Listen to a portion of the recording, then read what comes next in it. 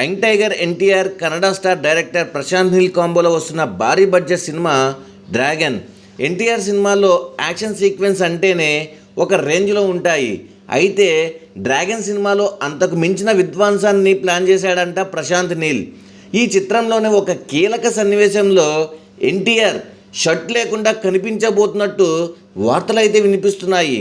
ఈ సినిమాలో ఫైట్ సీక్వెన్స్లను రెగ్యులర్గా వాడే కమర్షియల్ సినిమాలో లాగా కాకుండా కంప్లీట్ న్యూ స్టైల్లో ఎటువంటి సినిమాలో లేకుండా ఉంటాయని, ఈ సినిమాలో ఈ సీన్లకు ఫ్యాన్స్కు ఫిస్ట్గా నిలుస్తాయని సమాచారం.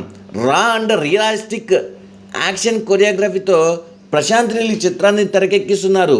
ఇటీవల జోర్డాన్లో ముగిసిన షెడ్యూల్లో కూడా తారక్ రియల్ స్టంట్స్ చేసినట్లు యూనిట్ వర్గాల సమాచారం.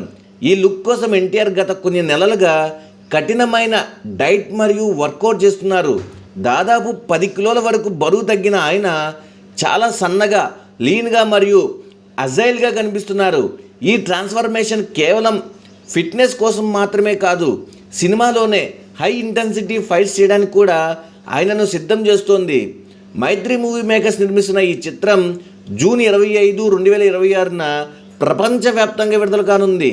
రుక్మిణి వసంత్ హీరోయిన్గా నటిస్తుండగా మలయాళ స్టార్ ట్వెనో థామస్ విలన్గా కనిపించబోతున్నట్టు ప్రచారం అయితే జరుగుతూ ఉంది. RRR తర్వాత తారక్ సోలోగా వస్తున్న ఈ పాన్ ఇండియా మూవీ బాక్సాఫీస్ వద్ద ఎన్ని రికార్డులను తిరగరాస్తుందో చూడాలి.